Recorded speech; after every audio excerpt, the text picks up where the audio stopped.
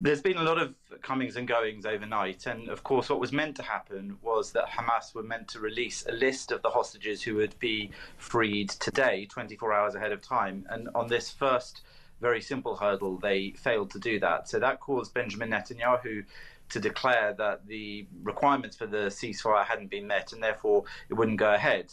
And there was indeed a strike in Gaza after that, after which they did miraculously come forward with those three names, which included Emily Damari, who many will know as the British-Israeli dual citizen, whose mother has been campaigning over recent months here in the UK with the government here, with Keir Starmer and David Lammy, to try to get pressure from Britain to have her released. So she will be delighted if her daughter is indeed returned later today, and that should go into action around 4:30 Israel time. That's 2:30 UK time. That's when the actual transfer should be taking place. But we can probably expect more spanners in the works, because Hamas is, of course, a ruthless and unethical terror organization, which has shown in the past with such release deals that they will do everything they can to manipulate both the lists, the timelines, and indeed public opinion and sentiment in all of its actions. But so far, that's what will be happening.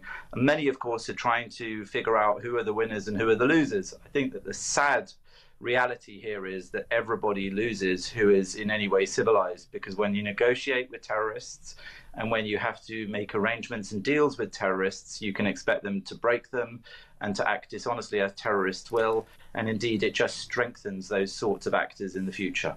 Jonathan, I'm tempted to go in two directions here, so I'm just going to quickly ask you on one from the human side of things. What will actually happen with the released terrorists today? Will they be brought out in a car, walk through a gate and taken to a hospital? Do you have any sense of what will happen to them?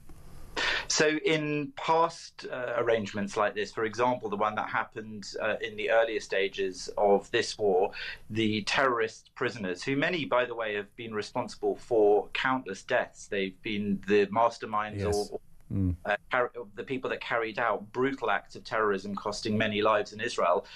Those people have been put into buses and taken for release. By the way, over 80% chance that they will recommit terror activities.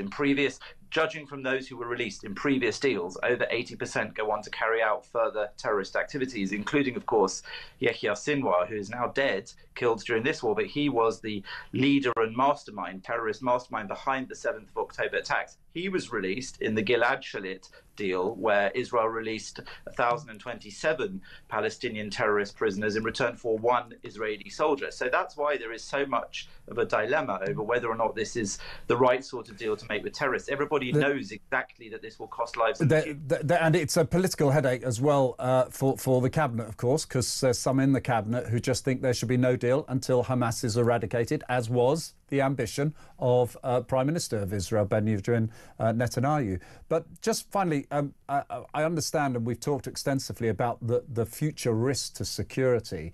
Just going back to what will happen to the hostages that have been kept by Hamas when they arrive, hopefully later today. Is there any sense of what will happen to them when they'll meet with loved ones, or will they be whisked away to hospitals? Have you any sense of that?